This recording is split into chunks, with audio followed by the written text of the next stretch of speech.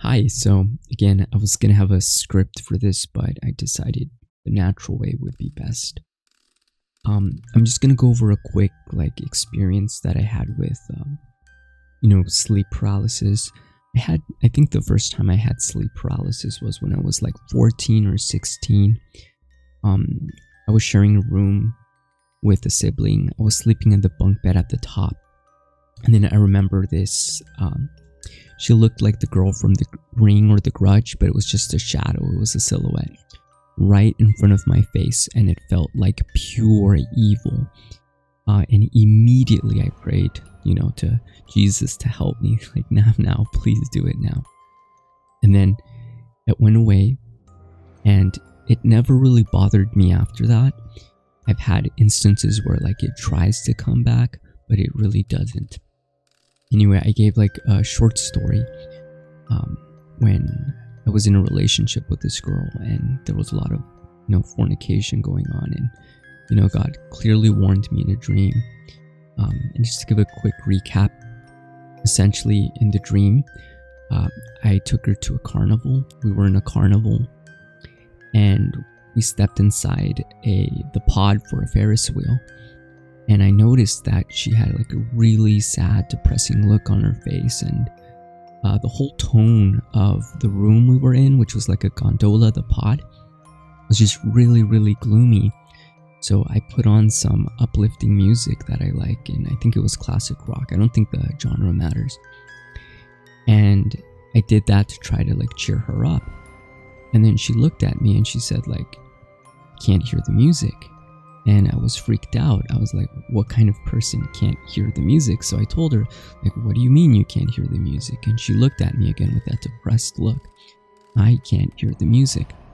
So in the dream, I called my oldest sister.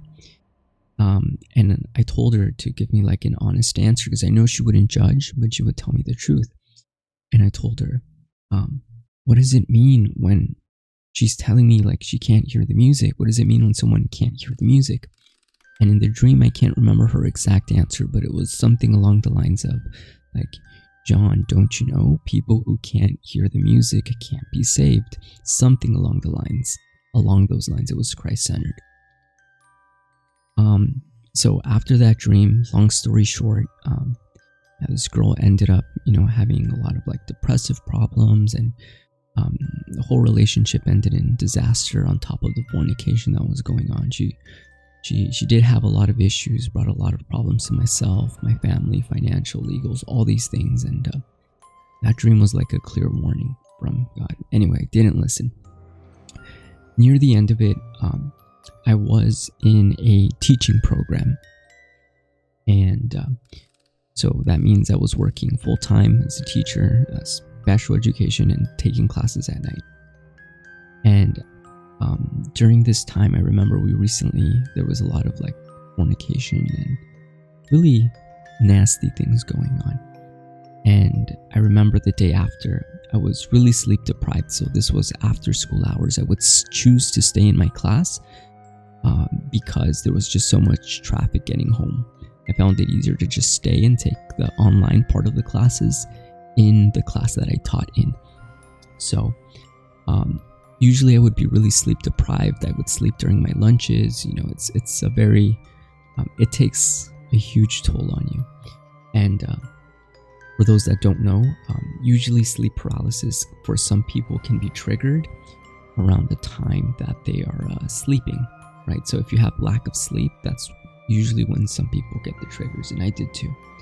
So this one was particularly interesting because, again, there was a lot of fornication the night before.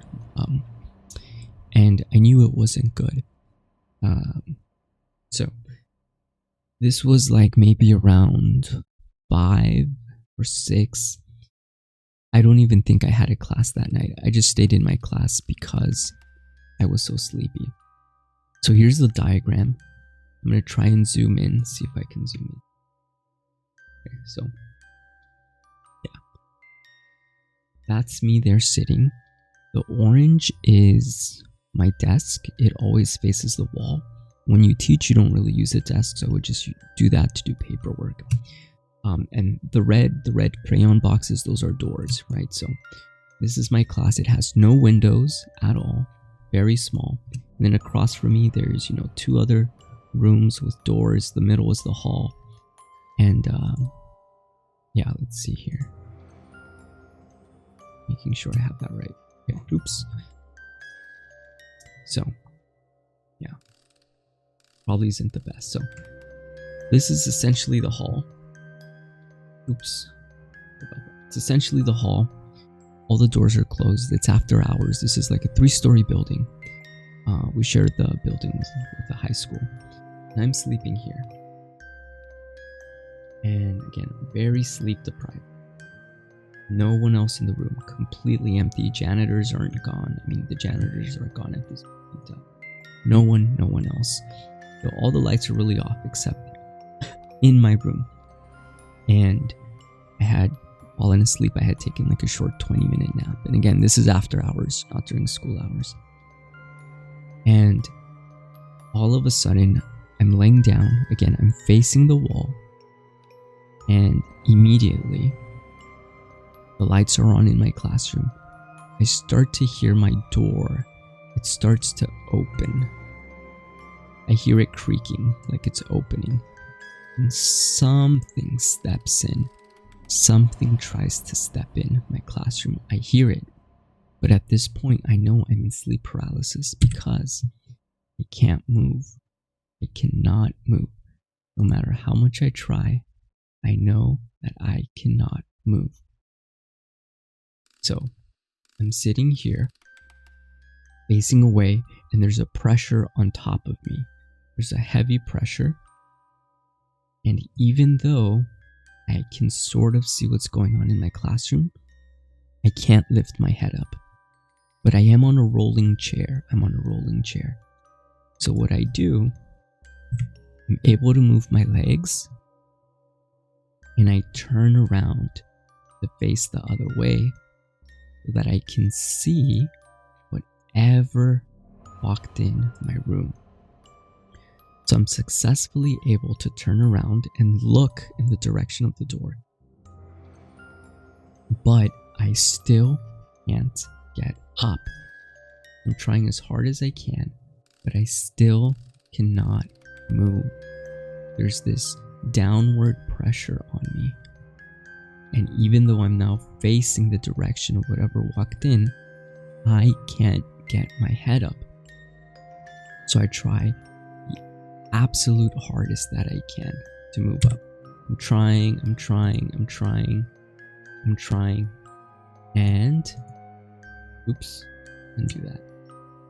I'm trying, and I'm finally able to break out to look at whatever thing managed to walk in my classroom, something that walked in. I'm finally able to break free, and I look up.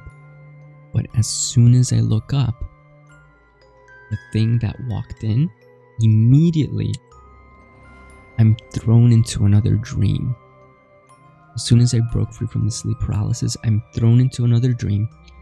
And this dream only lasts, it was very, very short. I think it was just a distraction. And then finally I woke up, and I was actually in my classroom this time.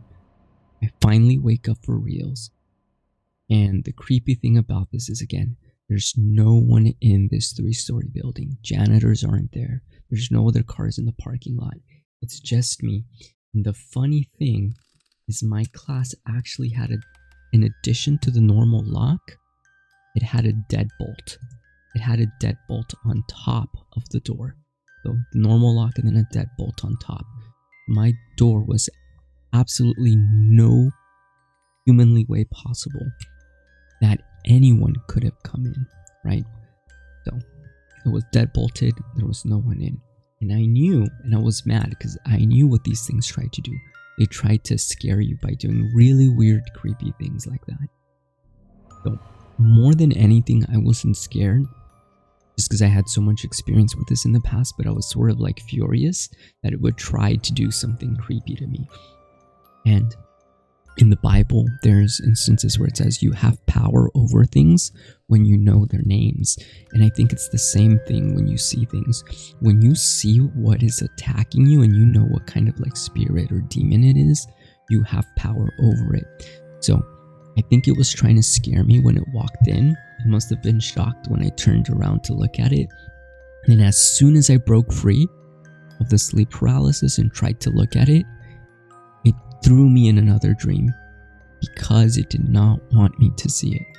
Now, this could have been, when there's fornication and you're not married, you open yourself up to spirits and things. So this could have been a number of things, right, that I exposed myself to. But the point is, it did not want me to see it, right? So this is just sort of like, this is really more for believers who don't believe, even if you're both Christian, things, God made marriage for a purpose, and, fornication, even if you're both are Christian, is wrong. And if you do this, you will open yourself up to things that you shouldn't, right?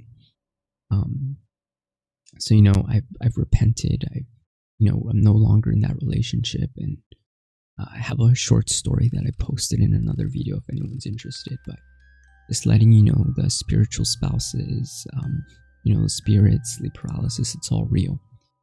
And some people may say like, oh, well, science can explain sleep paralysis. It's just when you have lack of sleep, XYZ happens. And what people don't understand is that, like God and like demons, they don't just use like magic to do their things. They use natural occurring phenomenon to attack, right? Just because science can explain it doesn't mean it's not like spiritually based or, like a miracle of God. Most of the time it's the timing of the occurrences. I know I have a younger sister who used to get sleep paralysis, but for her it was just that. It was just paralysis. She couldn't move. She wasn't afraid. But any of you who have had the like spiritual component, there's like a pure evil there, right? So I hope this really opens someone's eyes and helps speak to you that things that we do in our personal life really do affect us spiritually, and these things are sneaky. They try to hide and attack you in different ways. So the rules that God puts in place for us are to protect us, not to take away our fun.